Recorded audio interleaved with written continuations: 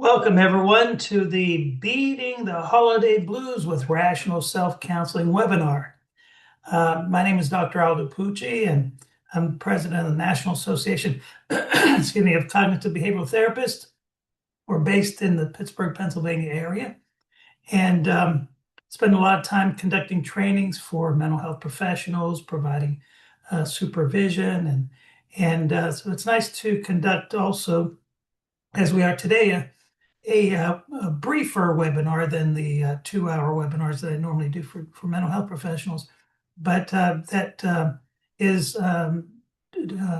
available to everyone, and applicable to everyone. Beating the Holiday Blues. And so it's certainly a timely webinar, and it's my hope that you will benefit from the information and perhaps share it with others who could be helpful. And there'll be a recording if Zoom does its job.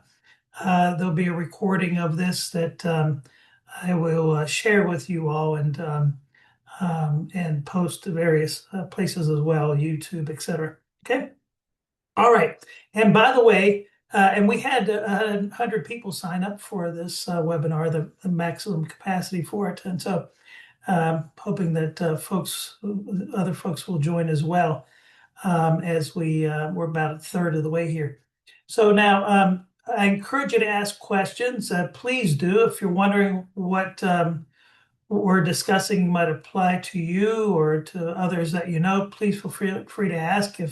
If you're confused about what I'm sharing with you, or you have any difficulty with it, please let me know. And you can do so, since this is a webinar format, Zoom webinar format. You can ask questions in two places, either the chat section of the app or the Q&A section. Okay.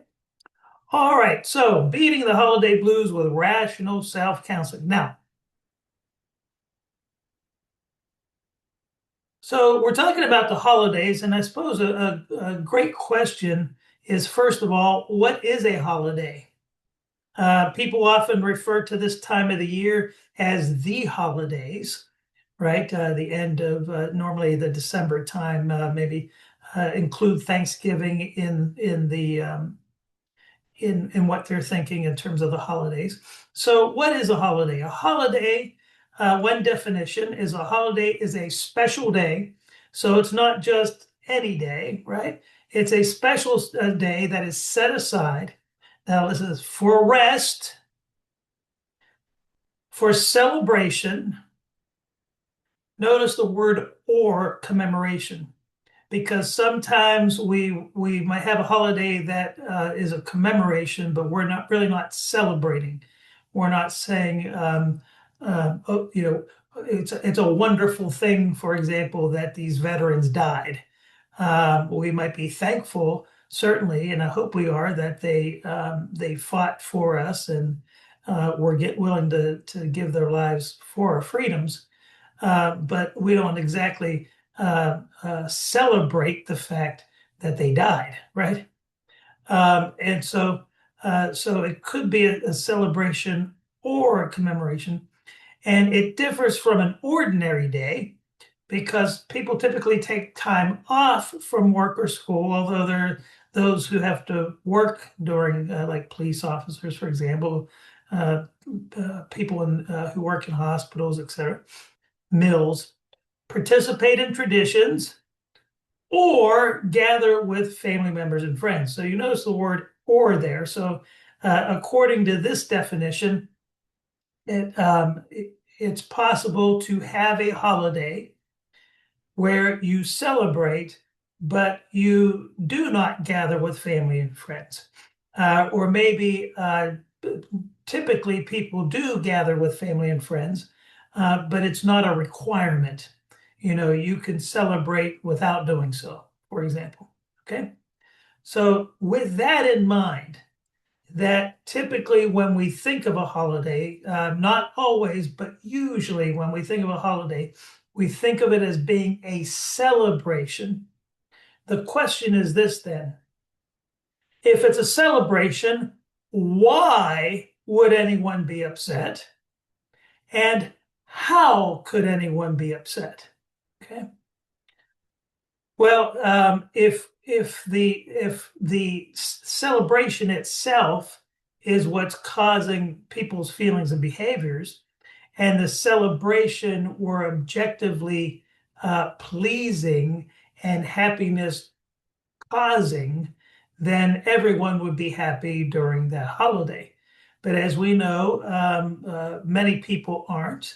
And as a matter of fact, there are people who would love to just skip that entire season because either it's irrelevant to them, or some describe the fact that they hate it. Okay, so why would anyone be upset, and how could anyone be upset? Well, let's look at the how first.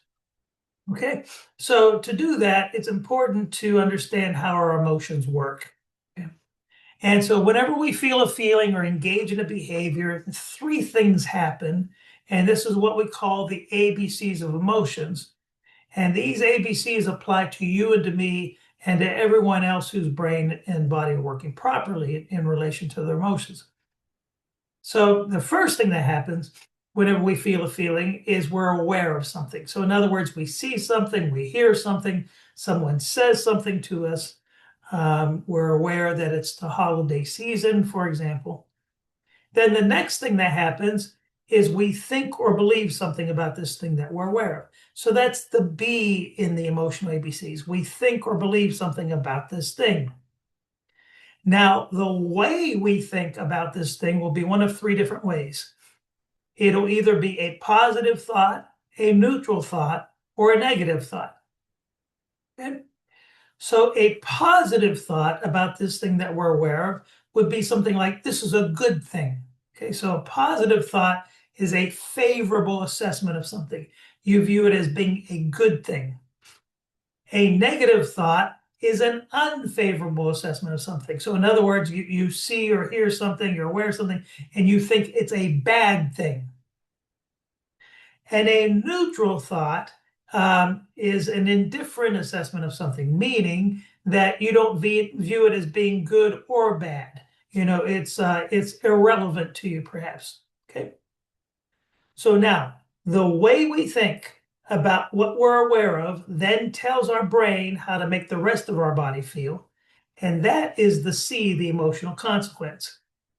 And it also tells our brain how to make our body act. That's our behavior.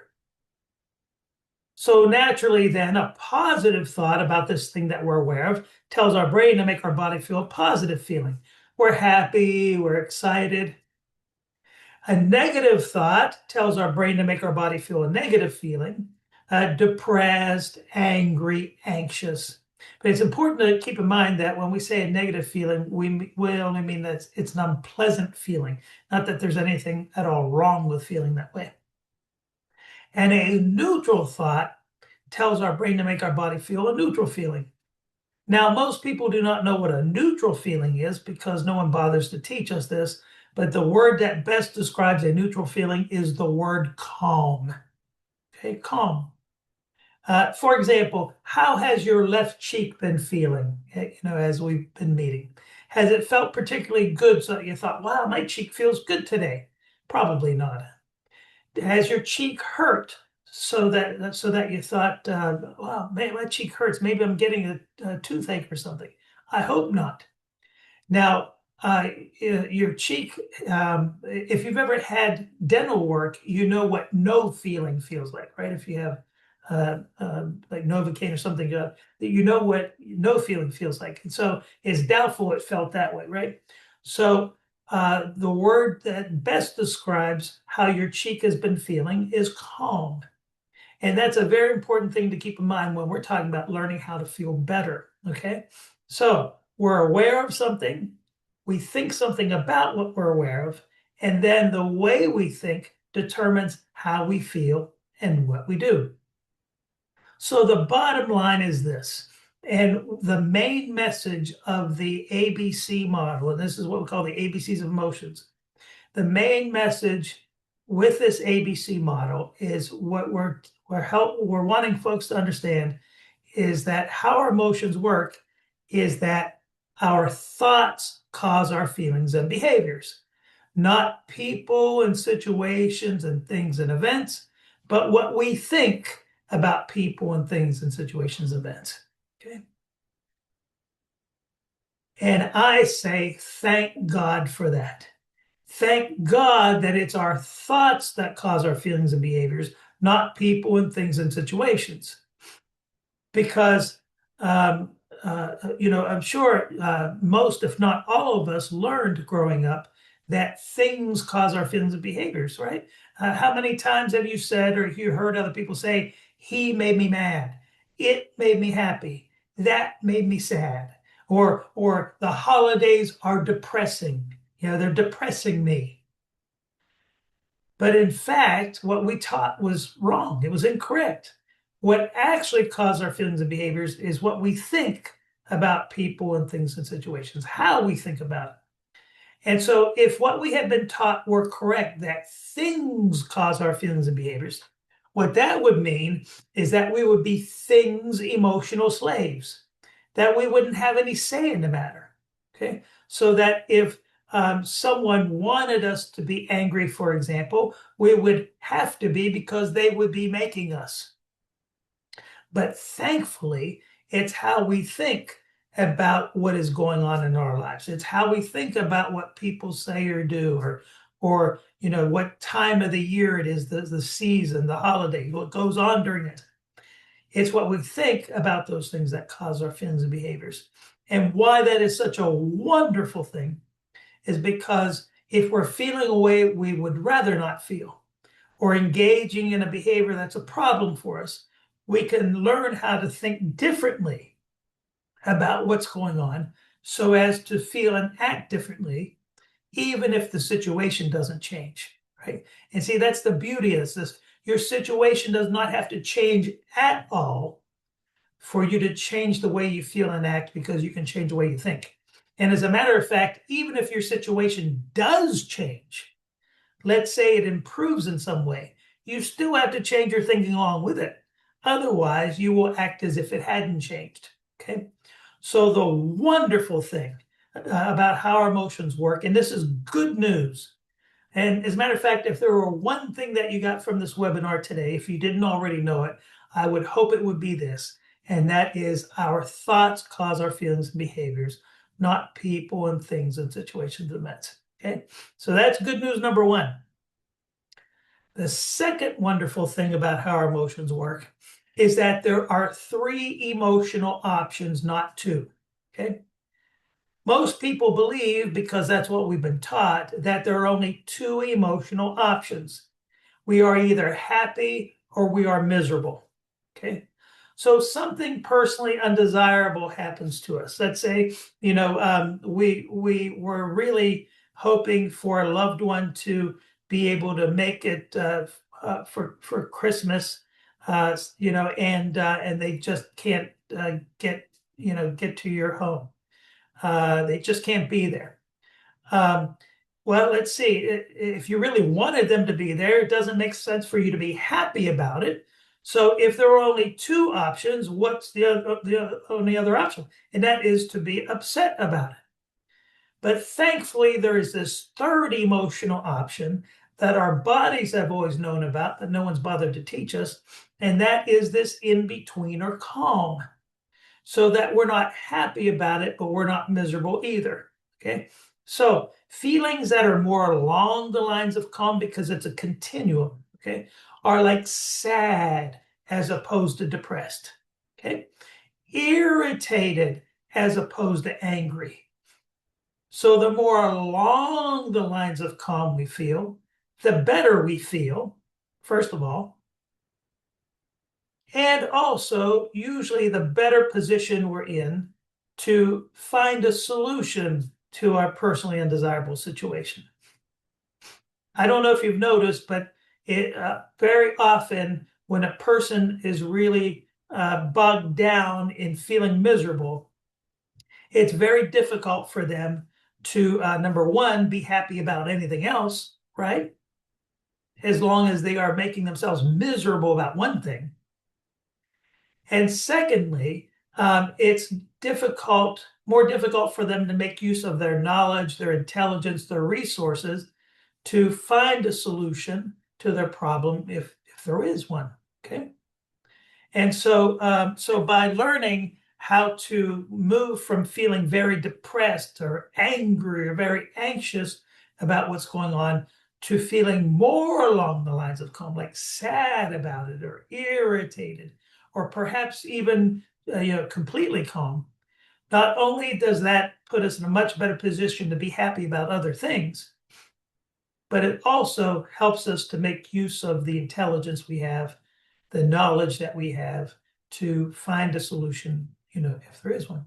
So it's hard to tell how many people this holiday season, because something hasn't gone the way that they, that they wanted it to be, more likely thought they needed it to be, will make themselves unintentionally, make themselves miserable about it, and therefore not enjoy anything about the holidays because they are so caught up in their misery about what didn't go right.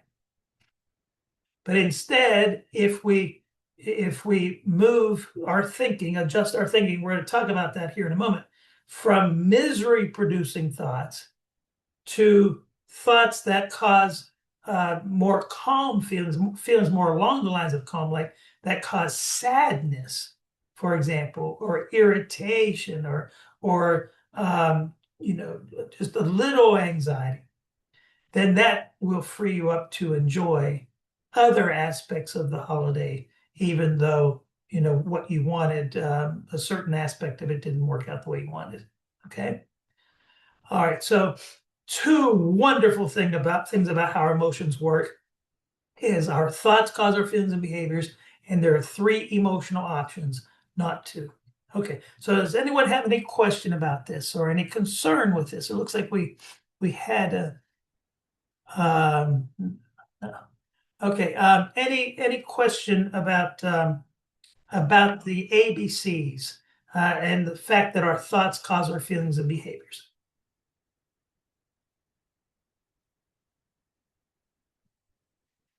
Any disagreement with it at all? Because if you don't buy the fact, and this isn't just speculation, it's an actual fact that our thoughts cause our feelings and behaviors. If you don't buy it, then it's gonna be very difficult for you to make yourself the way you want to feel, the way you want to feel, and otherwise, there'll be people who refuse to accept the ABCs of emotions, and the fact that our thoughts cause our feelings and behaviors will make attempts to make themselves feel better in other ways that aren't effective but temporarily do, perhaps like to drink or drug or distract themselves or a variety of other things. Okay. All right. With that said, then,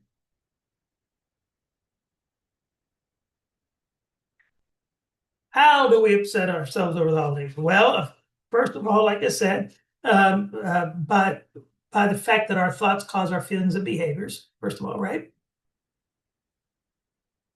Okay, someone asked here, it makes sense. My clients are insistent that if another person did not do the behavior, then they wouldn't feel the way they do.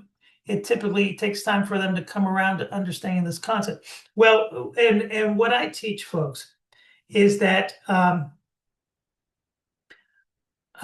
what I teach folks is that what people do, for example, like in this example, Monica, that you bring up, is the A in your emotional ABCs, right? So so if someone acts in a certain way and I upset myself about it, if they hadn't act that way, I wouldn't have had that thing for me to upset myself about it, right? Unless I'm hallucinating. But that's not to say that their behavior causes my upset. They just gave me something to react to. Okay. And so thankfully, it's our thinking that causes our feelings and behaviors, not people and things and situations. Because if it were a fact that the person's behavior is causing our emotions and behaviors, there wouldn't be anything we could do about it other than avoid them. But now it's a historical event for you to think back on, and so you see where that goes. Oh yeah, someone else said I never thought of another emotion, calm, and there are different levels. Yeah, well, let me tell you, you're not alone. Yeah, but calm is a feeling. Like, and another example I give is, have you ever walked up to someone or have you ever sat in front of a television not feeling particularly happy so that you noticed, or upset so that you noticed, but just kind of sat there? Most people say, yeah, that is calm feeling. However, if someone were to walk up to you and ask you, hey, what are you feeling right now? You might say, I'm not feeling anything. But remember, the only time we feel nothing is if there's something wrong with our brain and body, like our spinal cord is severed, or if we're under general anesthesia, which is a wonderful thing if you're having surgery. But otherwise, we're always feeling something. Okay. And calm is a feeling. And by the way, complete calm feeling is the result of being indifferent about whatever it is that you're aware of. Okay. So, for example, A, what am I aware of? My Pittsburgh Steelers lost once again this past Sunday. At B, what do I think? This is a bad thing. And so, how do I feel at C? Sad about the fact. What do other football fans who don't like the Steelers think? This is a terrific and wonderful thing. So, they're happy. But then you have a lot of people that couldn't care less one way or another, do not even know that a football game occurred. And so they are completely indifferent to the fact that my dear Steelers lost the game. So therefore, they would be completely calm about it. Okay. Yes, I will make the recording available to you all as well. Yeah, so you can share it with others. Okay. All right, let's see here. Someone else. Go Bills. Yeah, they put a whooping on my Steelers. Someone said, as a person thinks, so is, he is. Yeah, that's right.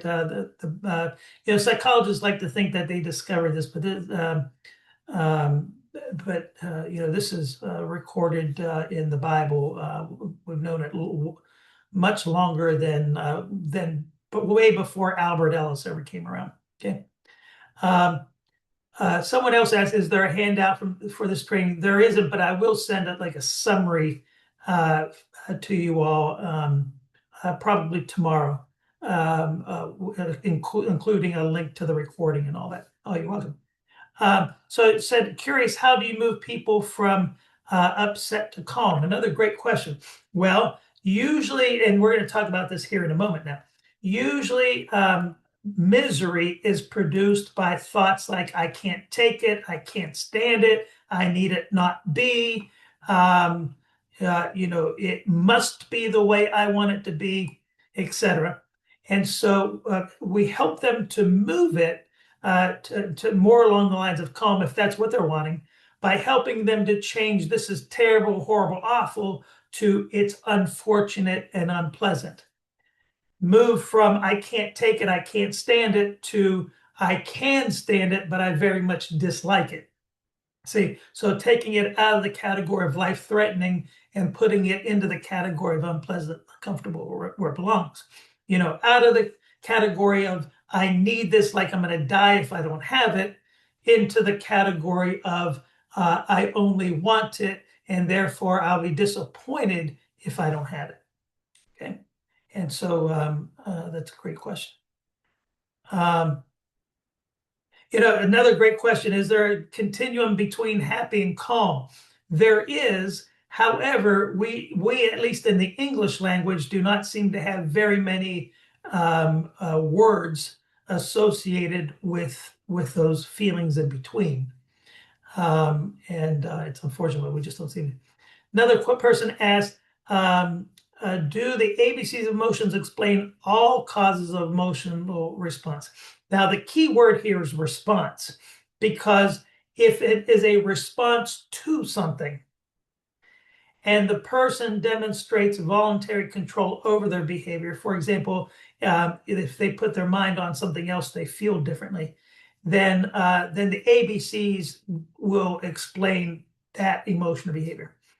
But what it doesn't explain is when people have a feeling that is the result of a physical problem in their body. For example, a person, and by the way, like for example, if a person feels depressive symptoms because of hypothyroidism, in rational living therapy, the approach that I take to CBT, in rational living therapy, we would not call that depression. We would call that a thyroid problem. So they feel as if they're depressed, but in fact, what's actually causing it is hypothyroidism. So if a person says to me, I feel depressed, one of the first questions I ask them is, what are you depressed about? What are you feeling depressed about? If they can tell me, well, because my wife left me and I have these bills I don't think I can pay, and they are reacting to things, then it probably means that the ABCs are going to apply. Okay.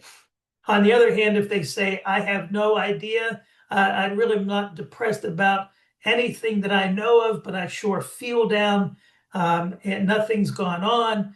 And it seems like no matter what I do, I just can't shake this down feeling, no matter what I put my mind on. Then I might say, hey, let's get you checked out medically just to make sure that there's nothing physically going on with you to cause these symptoms. Okay. Yes, another great question.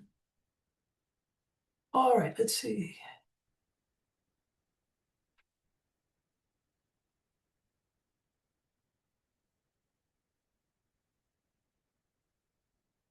Okay, someone else asked, how does grief over death during the holidays fit into all this? Yeah, we're actually going to talk about that. Yeah. As a matter of fact, a dear friend of mine, I just learned couple hours ago, his mother passed just today. And so we're going to talk about that and how to not only more calmly accept that, but how to feel the way you want to feel during the holidays, despite that fact. Okay. And so we're going to get into that. Great question. All right. So now, the how. First of all, so since we know that our thoughts cause our feelings and behaviors, one of the things that we do with our thinking is place conditions of happiness and contentment. For example, I cannot be happy or content unless. So during the holiday season, the only way I can be happy during the holiday season is if this happens, or if I get this, or if this person shows up, or if this person doesn't show up. So there are these conditions on happiness or contentment that people sincerely believe. They just happen to be wrong, but they sincerely believe that the only way I could be content or happy is if this occurs.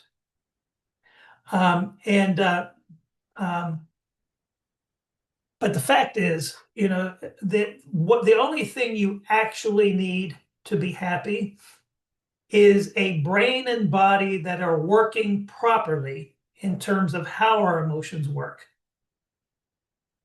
and happiness producing thoughts. That is it. Happiness or contentment producing thoughts. Otherwise, there is no requirement that anything outside of you be a certain way for you to be happy or content. That is all just made up. We learn conditions of contentment. We learn conditions of happiness.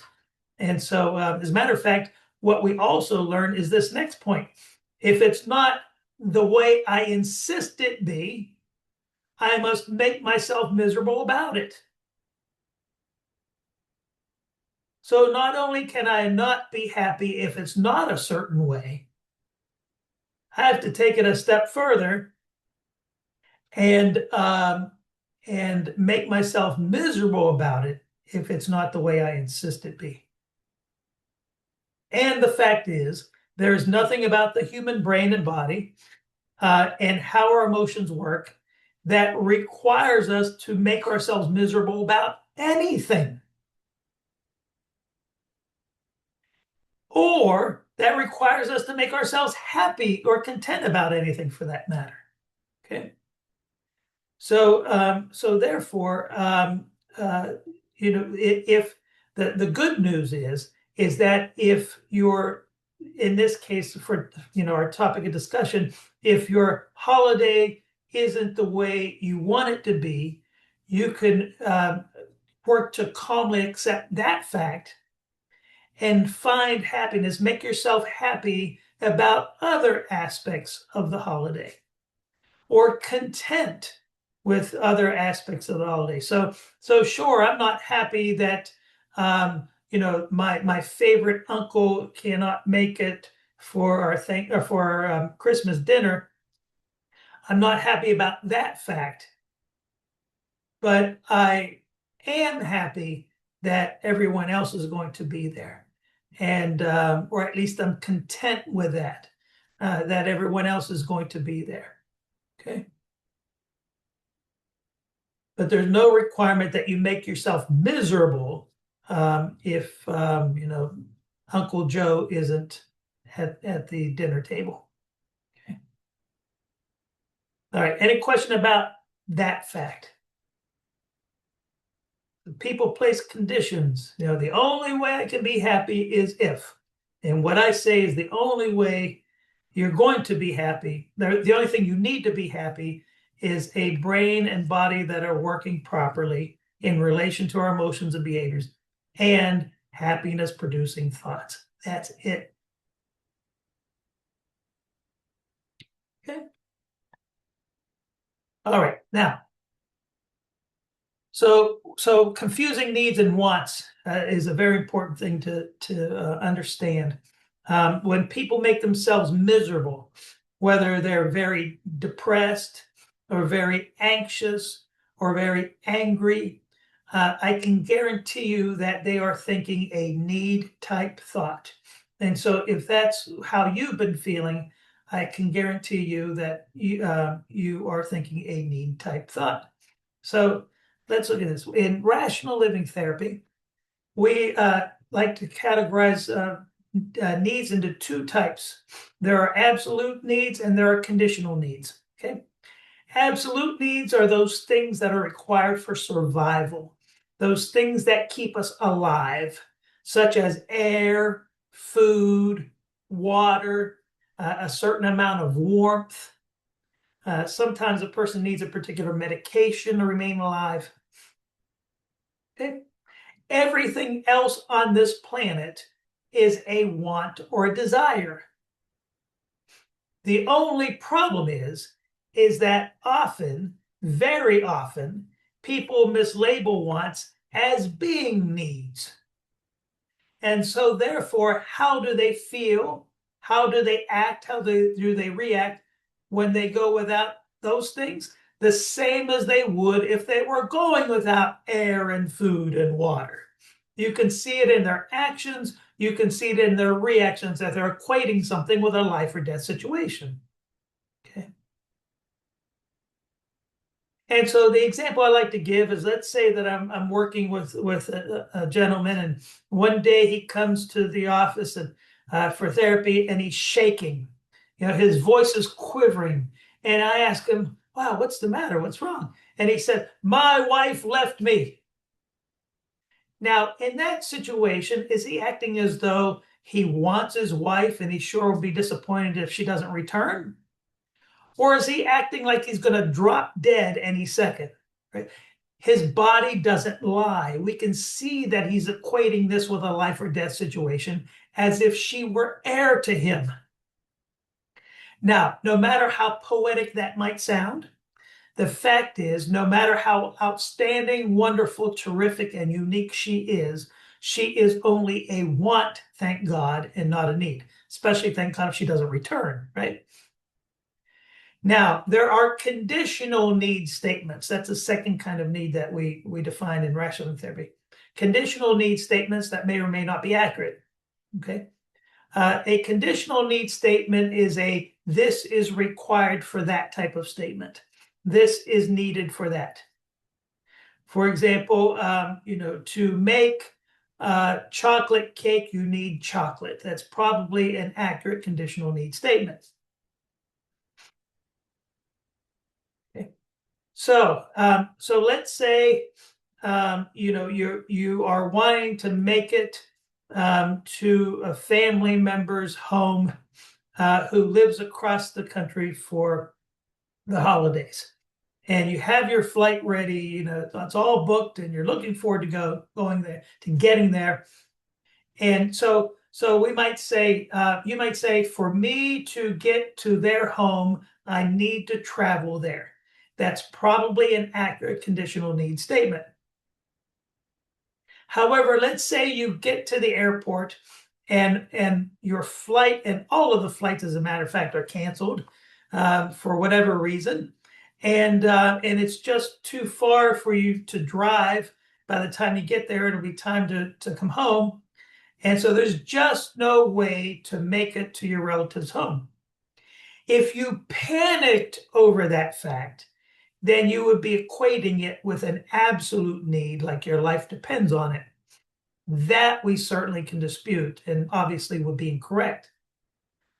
So the difference here is this a matter of life and death? Or is this an inconvenience? Maybe even a huge inconvenience, but just that, an inconvenience. Okay. So that's the difference between an absolute need and a want. But when you look at people when they're very angry, for example, they are acting as though someone or something is trying to kill them. Have you noticed that? Like they're equating something with a life or death situation. If someone panics, over something, makes them very anxious over something, they are reacting the same as they would if they were in the woods and they turned around and a bear were ready to attack them, or they were in the ocean and someone yelled, "Hey, shark!" And they see the fin and all that. It's the same reaction. And the fact is, our brain allows us to equate anything with a life or death situation. So that's why it's on us to make certain that we accurately label something as something that we absolutely need, or is it something that we only want? We might very much want it, and therefore make ourselves disappointed that if we don't get it. But there's a huge difference between that and the misery that comes with mistakenly labeling it an absolute need, even though you're treating it as though it's an absolute need. So one of the questions was, how do we help people move from that from the misery to feelings more along the lines of calm? This, without a doubt, is one of the ways.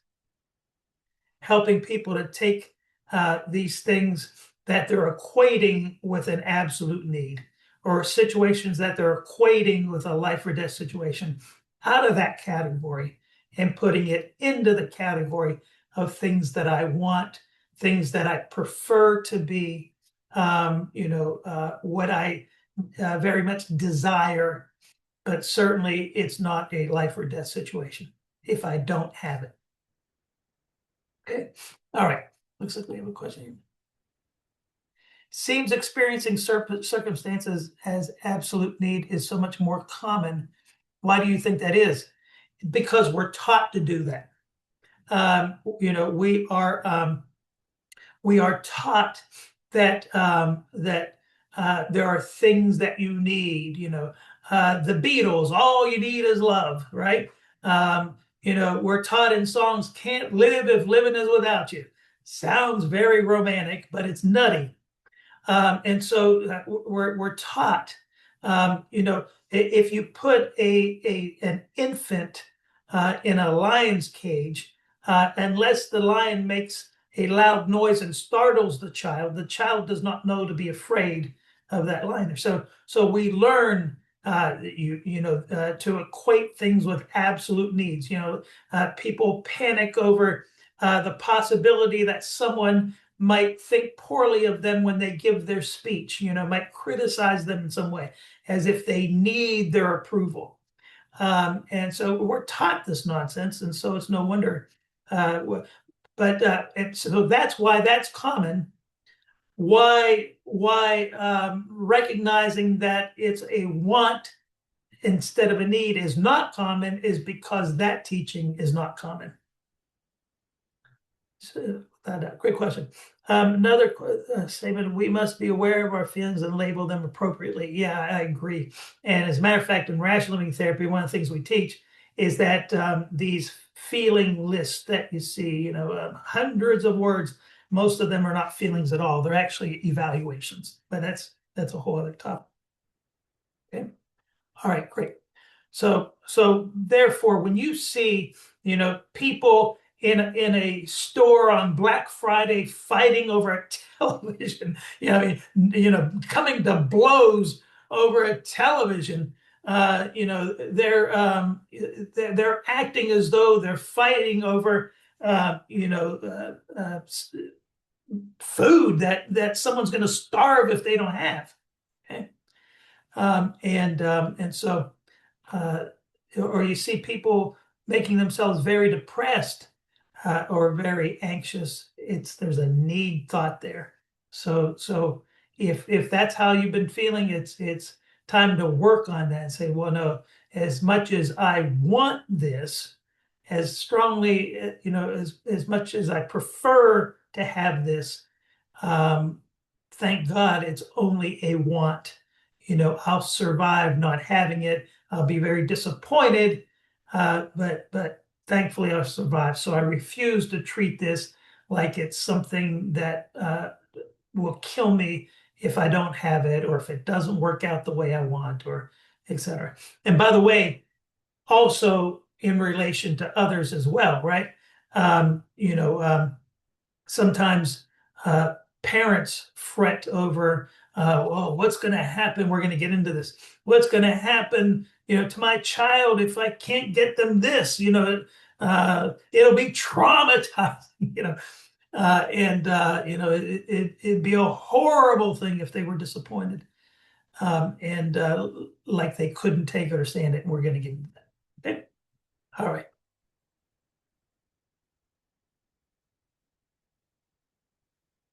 Okay, so what are some examples of things that we do not need?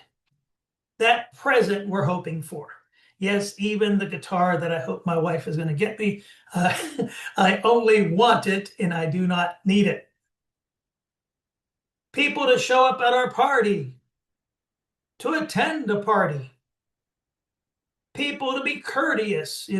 How dare they cut in front of me in the line? You might prefer that, but it's not as though their cutting in front of you will kill you. Being happy or content. There's no requirement we be happy. And we're going to talk about that here in a second. Or content, as if our survival depends on it.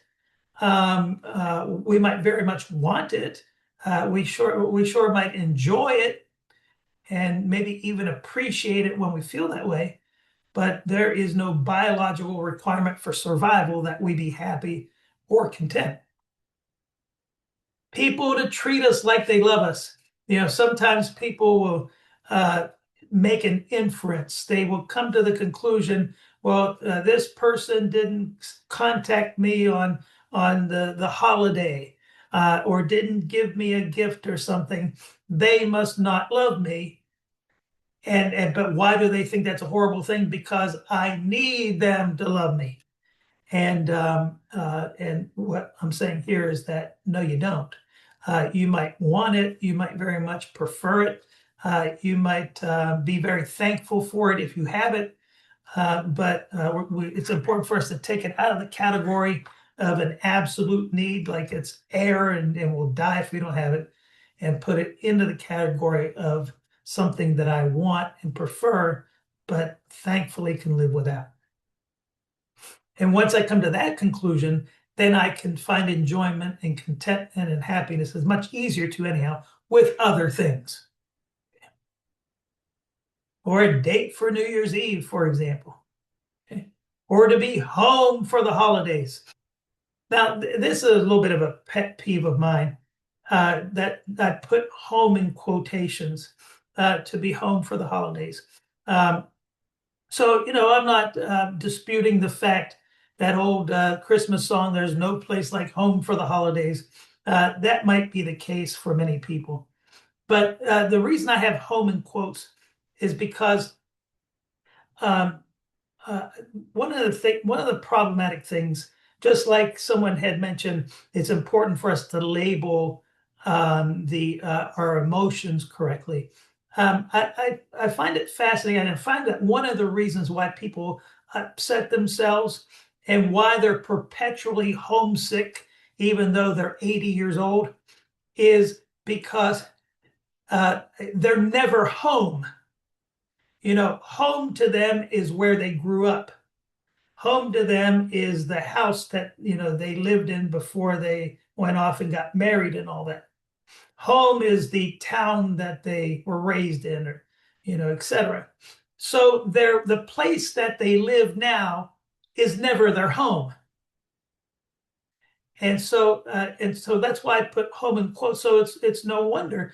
And this is something that I realized very early on. When my wife and I got married, we moved from the Pittsburgh area to Virginia for me to go to graduate school, and it just dawned on me then. And I told her, "Sweetheart, I think the best thing that we could do to avoid sickness, so to speak," and I didn't know anything about cognitive behavioral therapy, is to call where we're at right now home. And what we're doing is going to visit our parents for the holidays or whenever we do that. But you and I are home. Home is where we are together. And that was very helpful. Okay, let's see. Another question here. Okay, someone else asked, what about depression from loneliness? How does company companionship relation fall in the need category if it is to prevent loneliness and depression? Okay, so first of all, that's a great question. I say that there is no such emotion as loneliness, even though that's what we call it. There is being alone, and then how a person reacts to it. They might make themselves sad in reaction to it, or anxious in reaction to it, or angry or depressed in reaction to it. And because of the context, they will call it loneliness or lonely. Um, and so that's the first thing, how we approach it in RLT. Secondly, it's important for us to keep in mind that not having people around you does not cause these feelings. It's your thinking about it and how you think about it. It's your own thoughts that are upsetting. That it's your thoughts that are causing your distress in reaction to being by yourself. And we know for a fact that that being by yourself does not cause upset feelings, because number one, it's not biologically possible, and two, there are many people who prefer to be by themselves. And so if objectively being by yourself caused distress, then you would expect everyone to be distressed, right? So the cure. So on a practical, and we're going to talk more about this on a practical level, if a person's preference is to be with others, especially during the holiday season, let's say, then they might do practical things, take practical measures to see what they can do to be with people, encourage people to be with them.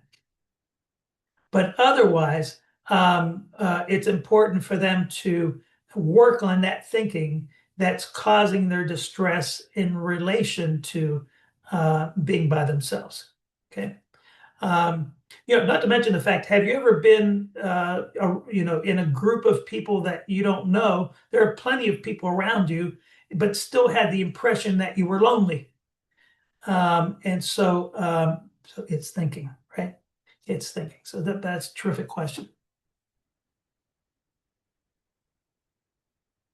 Okay. So then we have shoulds and demands as well. And these demands and shoulds and musts often are just other words for a need type idea. If you look at their actions, it's like they're equating it with a life or death situation. Okay? I must be happy, need to be happy during the holiday seasons. So if someone says that to me, I ask them for what? Why must you be happy or need to be happy? To accomplish what or to do what? um, uh, there's no requirement that you be happy. If you can name a goal that requires you to be happy during the holidays, except the goal of being happy, then that's one thing. But sometimes people will say, well, but how am I supposed to act, at our party, around everyone? Well, I would say, well, that's up to you. But if you think there's some advantage to hiding the fact that you're not particularly happy, then you can act like you're happy, fake it without actually feeling happy. Okay. So this idea, I must be, there's something wrong with me if I'm not, that's just made up. I must, and likewise, I must enjoy the holidays. Now, I don't know, maybe there is something about a person's religion that says that they are required to observe the holidays. That's one thing. But does it actually say you must enjoy it? Now, which is different than saying, if you were really thinking, you would enjoy it. And we're going to talk about that here in a second. But where's the evidence that you must enjoy it? It must be this way, otherwise it's not Christmas. Many of you know that I am a retired Baptist pastor as well as a mental health professional and cognitive behavioral therapist as well. I was a Baptist pastor for years, and one of the things that I found is that people often use the Christmas holiday as an opportunity to upset themselves about something. And one year we had a couple come to the church. They had just started coming like a month before Christmas, and they happened to ask me, "Are you going to have a Christmas tree up here in the church building anywhere?" And I said to them, well, folks typically have put up a tree. He said, well, if that's the case, we're not going to come during that time, but once the season's over and it comes down, then we'll come back, because they were just they thought it was wrong to have a Christmas tree, and so my thought was, um, I, there's no way I'm going to put a tree above people. I cared about them coming, and there was no requirement that we have a Christmas tree anywhere in the building, anywhere on the planet for that matter, to celebrate, the Lord's birth. And so I said to the congregation, this year, this couple happened to have to miss that week. I said, this year we are going to refrain from having a Christmas tree, and here's why. And the blowback I had from some people was just unbelievable. They ended up leaving the church over a Christmas tree, because how can it be Christmas without a tree? And I said, well, let me show you how. And they left anyhow. So I must give others blank. Okay? And so that idea itself could cause a person to feel anxious if they're afraid of the consequence of not like, for example, if I don't get my kids the gifts they want, they'll be miserable and that'll be a horrible thing and they're going to grow up disturbed adults. So that would be anxiety, right? Your fear, or depression. Sometimes with thoughts like, I'm hopeless and useless because I can't get them these things, and thoughts like that, or guilt. I'm doing wrong for not getting these things if I don't. And I should, and I'm not, and it's a terrible thing. Okay. Or others must give me, which usually is anger. How dare you not give me these things? Um, and So they're angry. They make themselves angry at others who don't give them what they want with that should statement. You should, you must. How dare you not? Which sure sounds like entitlement mentality to me, does it not to you? So think about this. What must others do for you? What must you do for others? Do you believe during this season? What must you get others? What must they get you? Do you have a list of those things? I encourage you to write them down and then challenge them. Where is the evidence that it must be this way? Is this something that I want? And therefore it makes sense that I'd be disappointed if I don't get it. Or is it a need and I'll drop dead if I don't have it? And conversely, if I'm not able to do these things for others, will that be an unfortunate thing? Or will that be the end of them or me or both? Okay. Really work at challenging these things. Where is the evidence that it must be this way? It has to be this way. It should be this way.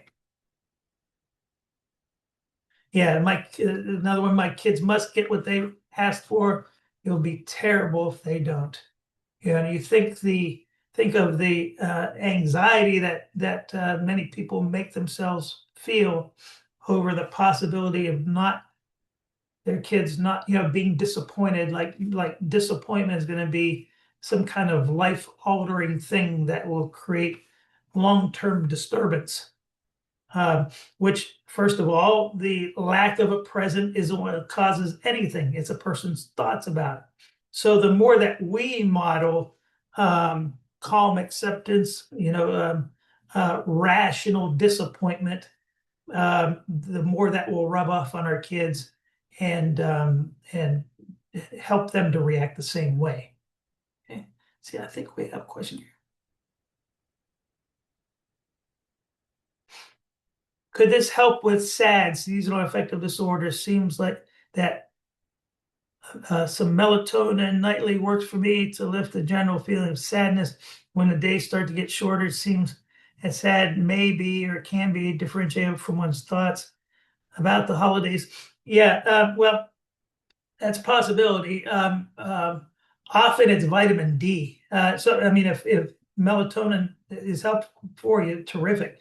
Vitamin D, vitamin D deficiency often is related to this the lethargic down feeling that people feel. But it's very important for us to distinguish between that and thoughts, depressing thoughts about the fact that it's dark at 5 o'clock and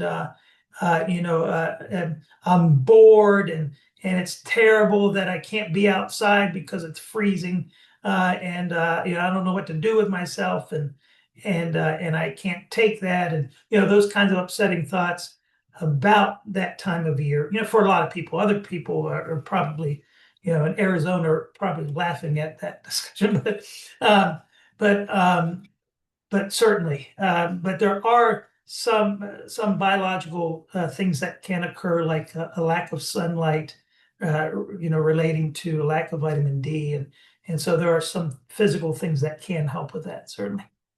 Okay.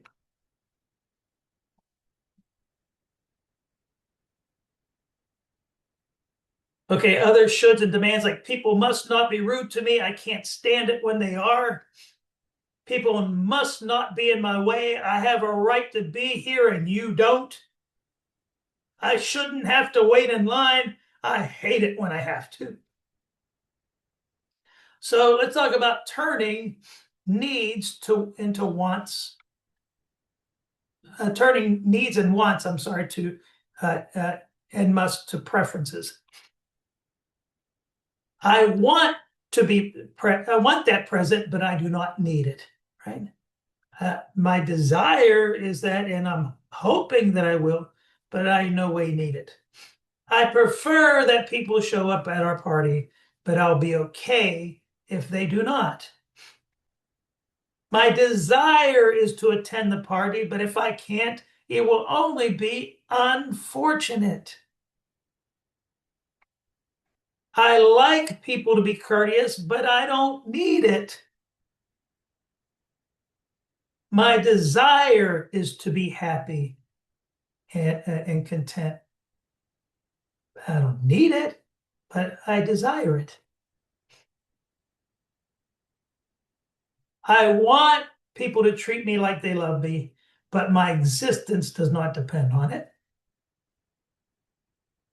If I do not have a date for New Year's Eve, I can be content doing something else instead. However, I don't need to be content. I only want it. My strong desire is to be home for the holidays, but if I cannot make it, I'll be okay.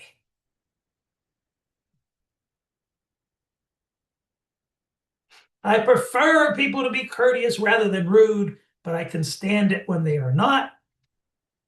Under most circumstances, other people have just as much right to be where I am as I do. It's kind of like this idea, this fantasy that people have when I go to the store, it'll be empty and I'll be the only one in there. There won't be anyone in my way because it's my allotted time. Like it's not possible that other people had the idea to be there at the same time, and like that you have a right to be there and they don't. Okay, now of course not, unless maybe it's your store. Of course, I sometimes have to wait in line. Waiting is a part of life. I can stand it. I just don't like it. My kids must never be sad or disappointed. Well, what's the response to that? Disappointment is a part of life.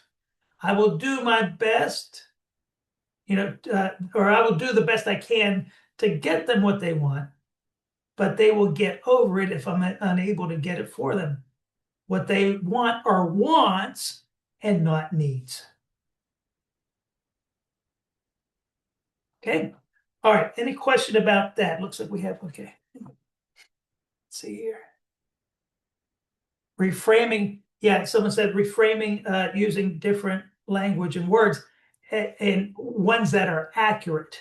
Yes, ones that describe reality as it actually is, not how they mistakenly describe. Sure, certainly.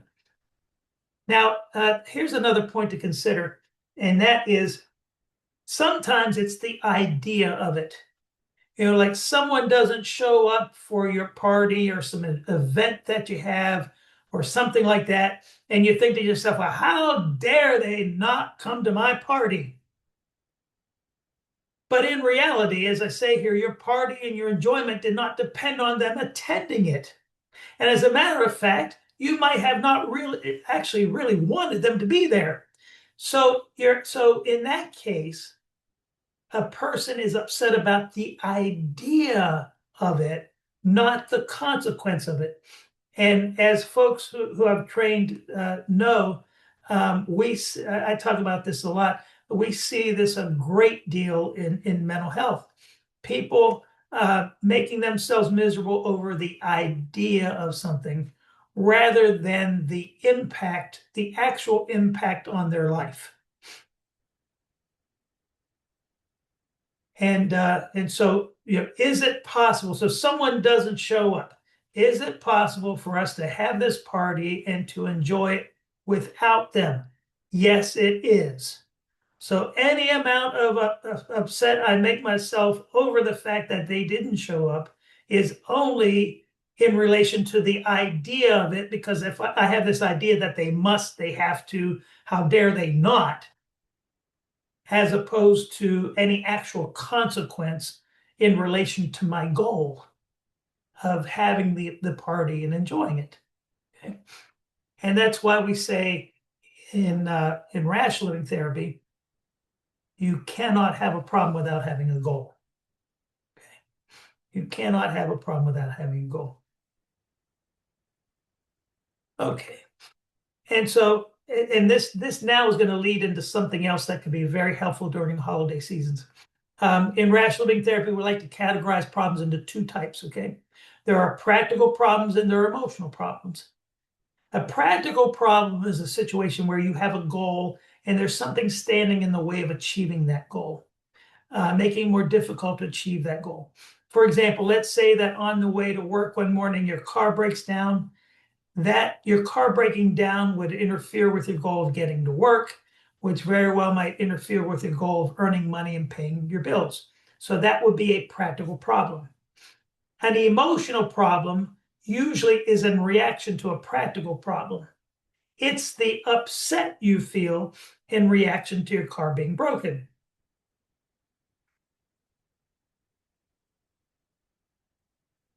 So if a person's car breaks down and they make themselves upset about it, they actually have two problems: their car and their unwanted misery.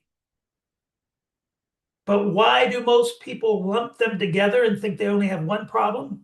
It's because they think the car being broken is making them upset. So therefore, as long as the car is broken, what do they think they have to feel? Upset. Instead, what we're going to help them to understand is actually there are two problems here: the car and your unwanted misery. Okay. Now, would you agree with me that most human beings like to have the fewest number of problems possible at any given point? Would you say that's a fair statement? Sure. Maybe some that's not the case, but most human beings, if given the opportunity to have two problems or one problem, would rather have just one problem. Okay. So that's the first thing to keep in mind. Secondly, does the car care whether we're miserable about it or not? No, the car couldn't care less. It will be just as broken whether we are miserable about it or not. So therefore, if you had an opportunity to have your car broken and not be miserable about it, I would bet you would pick that option over having your car broken and being upset about it, right? And so this is the essence of what we call Stoic philosophy. Okay. And let me back up for a minute here. And the aspect of Stoic philosophy that we're talking about here is that reality does not care how we emotionally react to it. Reality could not care less.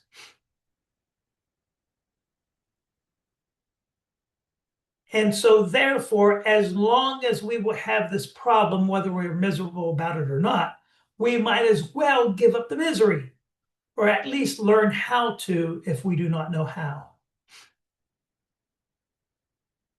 This makes such a tremendous difference for people when they understand this. What a huge difference when they understand this. That reality doesn't care, so we might as well work at giving up our misery about it, learning how to.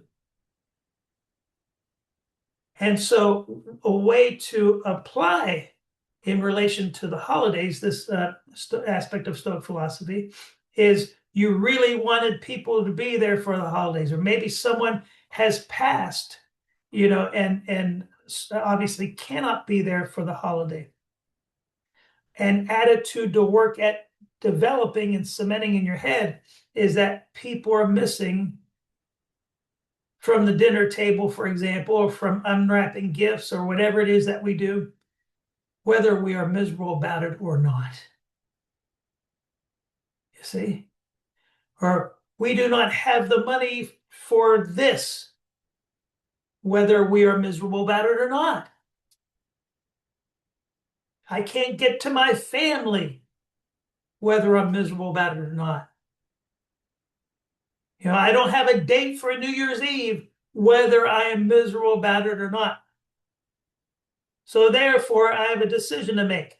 I can not have a date for New Year's Eve and be miserable, or not have a date for New Year's Eve and be sad because I'm disappointed. But either way, you don't have a date for New Year's Eve. See, and this is what a huge difference, because then what that does is helps us then to enjoy other aspects. Look, no amount of misery is going to make the person that I would love to be at the dinner table magically appear.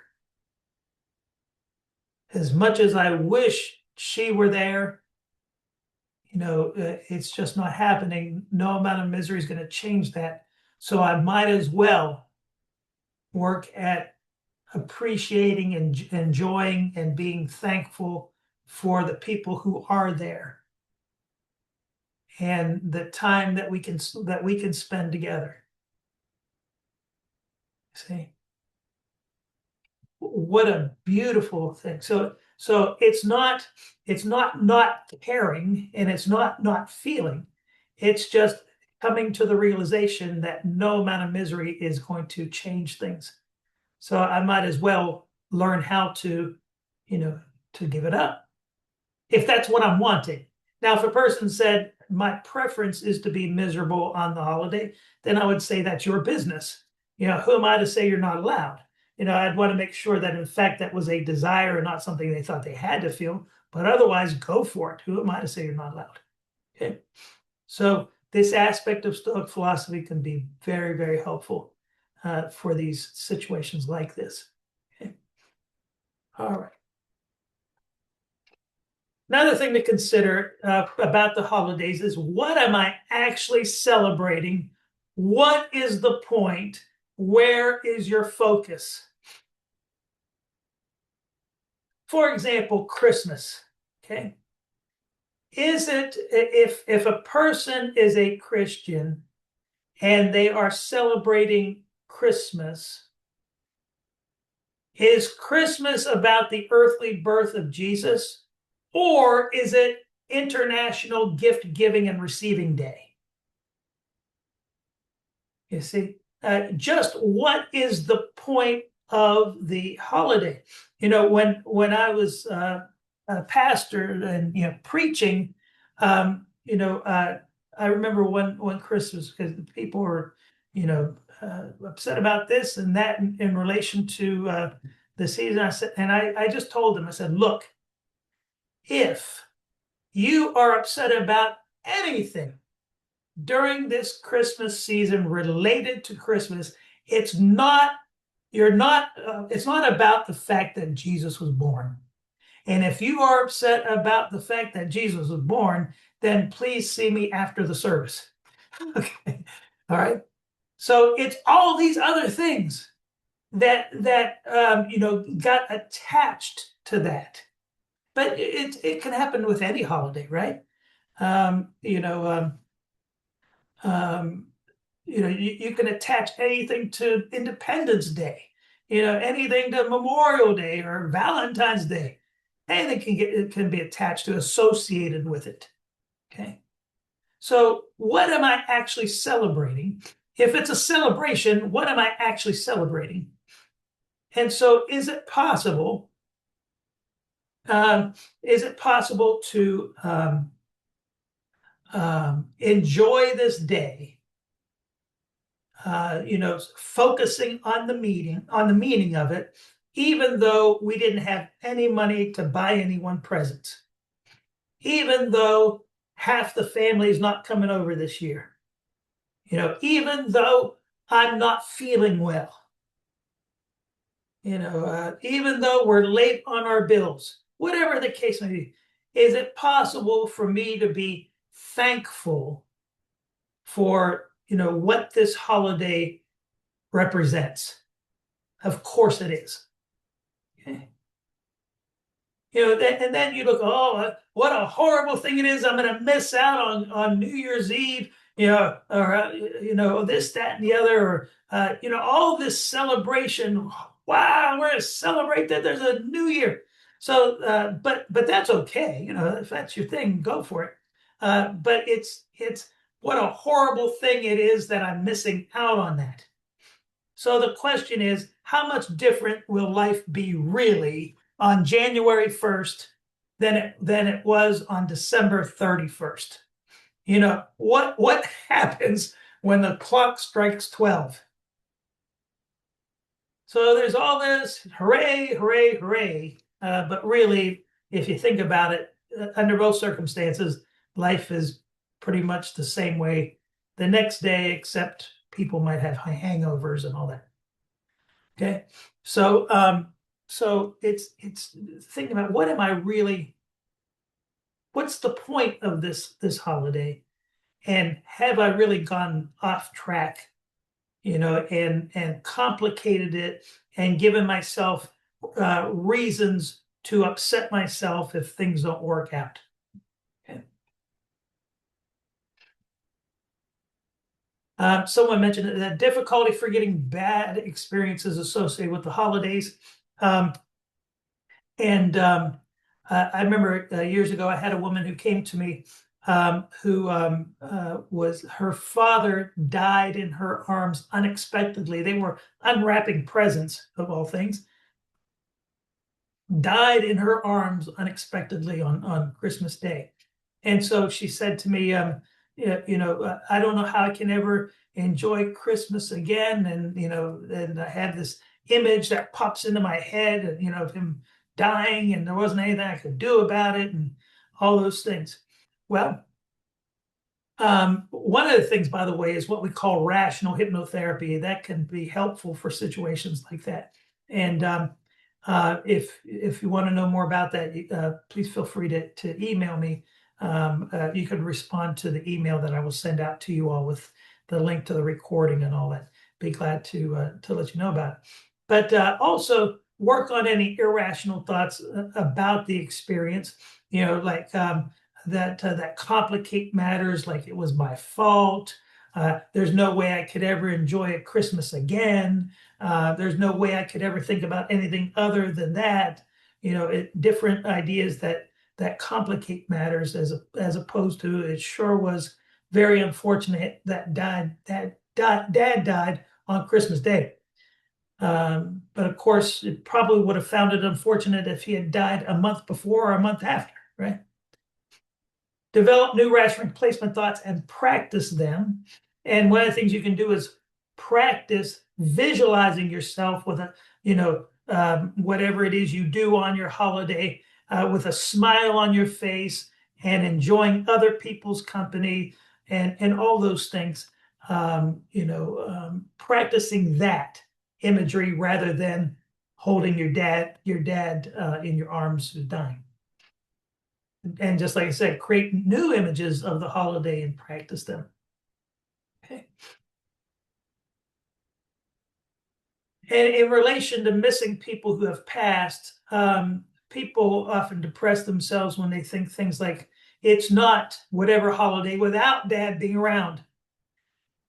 Coupled with, this holiday must be the way it was when Dad was around. Okay.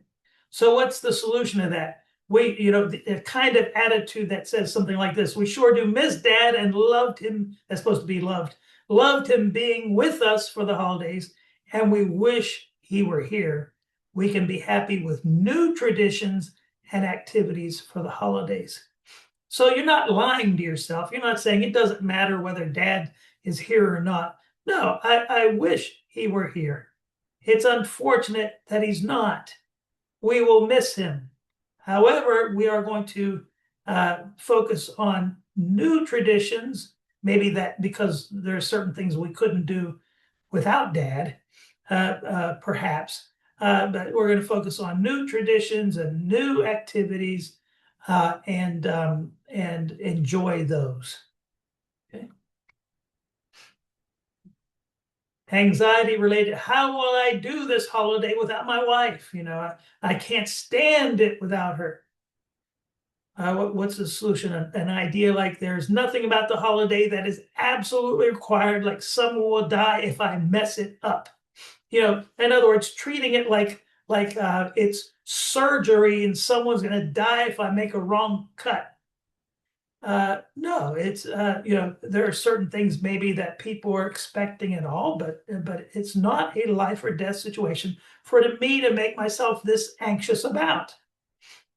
I will miss her greatly and would give anything to have her here with me, but I can stand it. I just don't like it. So granted, if and this is where the things other than what you're actually celebrating come into play. Um, things like certain traditions that you had. Well, I remember my wife used to do this, or she used to sing that, or this, that, and the other, and you miss that, and that's fine. But to treat it as though you can't take it if you don't have that, no, no. It's unfortunate and sad for you that you don't have that any longer. So therefore you're disappointed, you're sad because of it. And now, with only being sad and disappointed, now, because you're thinking this new way, now you stand a much better chance of talking yourself into enjoying other aspects of the holiday. So yeah, I'd give anything. A person might think I'd give anything to hear my wife, sing this song that she used to, or what have you. But the fact is, she's not around to do that. So it's unfortunate. I will work at finding happiness with other things. And here's where that Stoic philosophy comes in: because I might as well, because no amount of misery is going to change a thing. Okay. Anger, it's not fair that they are not here. They should be here with me. Solution, they're not here because all the necessary ingredients for them to pass were present. And so part of what happens with anger and people passing away is a certain amount of entitlement mentality. Like, I was entitled to more time with them. So sometimes, people need to challenge themselves on that idea. Is it a fact that that I was entitled to any amount of time? No. Where's the evidence that I was owed or entitled to any amount of time? Therefore, as much as I am sad that they are not here, I will focus on being grateful for the time I had with them rather than having an entitlement mentality. And really, gratitude is the antidote for entitlement mentality. Um, Gratitude, where's the evidence that, I mean, the fact is, we could have gotten married and one of us died a week later. So so therefore, let me shift my focus from thinking I'm acting as though I was entitled to more, to being grateful for what we did have, wishing that I'd had more time with them, but being grateful for what I did have. Let's see here. Loneliness, I can't stand being alone by myself. Solution, I can stand it, but I don't like it.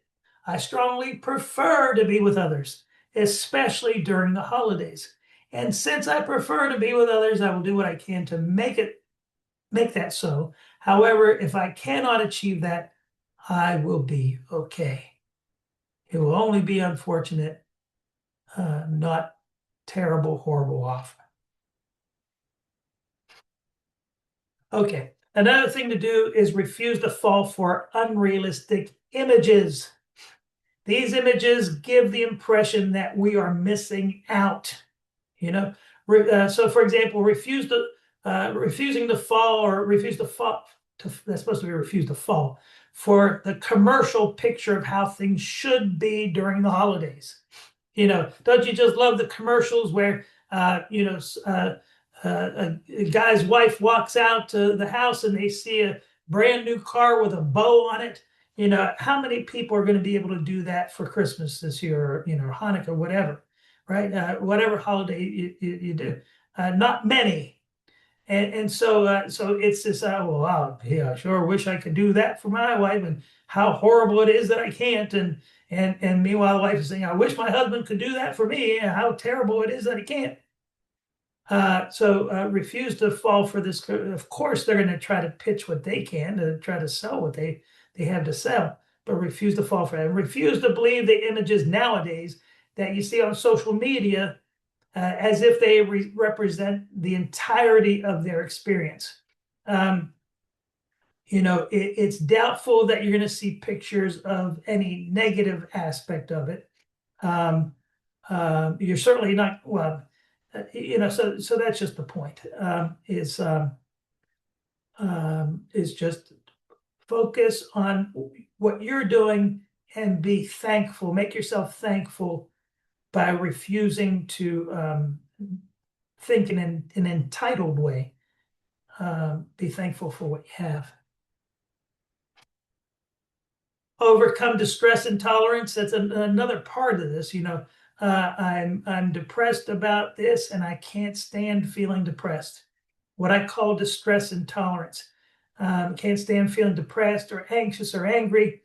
Change that from I can't stand it to, as much as it is unpleasant, I can stand it, I just don't like it. And the best proof I have that I can stand feeling depressed, anxious, that's supposed to be, or angry, is because I'm around to complain about it.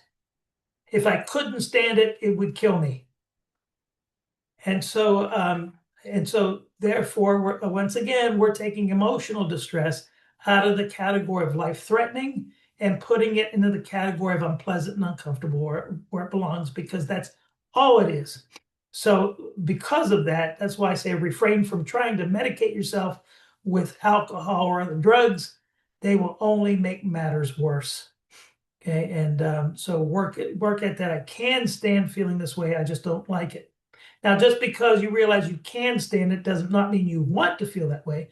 And that's where the rest of rational self-counseling comes into play, identifying irrational thoughts and correcting them. And sometimes people need the help of a therapist to do that. But okay, break response chains. I know we're over here. I'll wrap things up here in a second. Recognize patterns. If you know you upset yourself in a certain situation, plan to prevent that.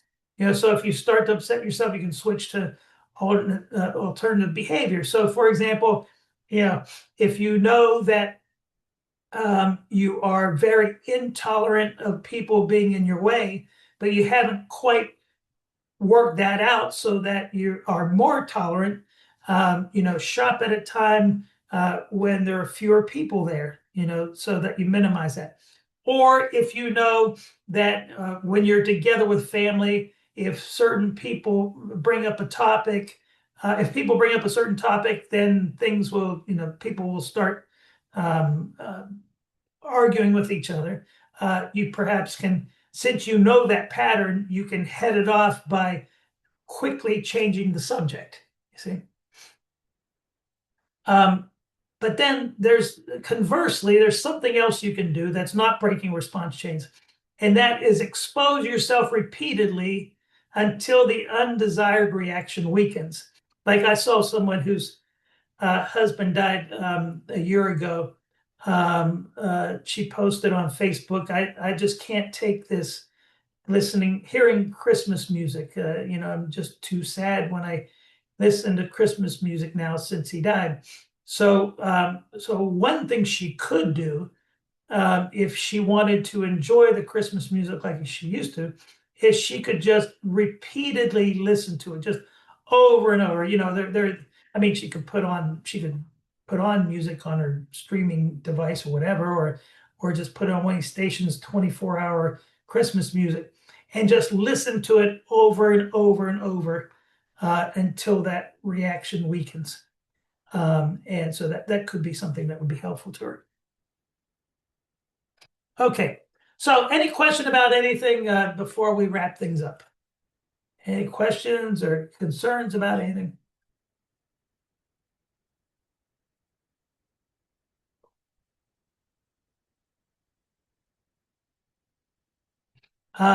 We have a list of self-help webinars that we're starting in January. If you'd like to check them out, visit rational-living-therapy.com, and you'll see a menu item for them. You can see what's upcoming, various topics and all. And also, I'm pleased to announce that in January, I will start hosting the Rational Living Show with yours truly on Wednesdays at 7 p.m. Eastern Time. We will be it'll be streamed, a lot of different things, both the video and the audio on Podbean. If you use the app, you can call in, ask questions, and interact that way. But it'll also be broadcast live on YouTube and all, and also the recordings will be on iTunes and all those different streaming channels as well. Okay, so I already have a list of topics for it'll be a weekly show on Wednesdays, and for the next year. So Lord willing, we have a year of shows planned out, and sometimes I'll have guests, and really look forward to it. So so I encourage you to check. I'll send you information on that in that email as well. Okay, let's see. Oh, okay. Someone's saying that it'd be very helpful to their clients. I'm so glad. That's terrific. All right. Well, with that said, thank you so much for joining me today. And what I wish you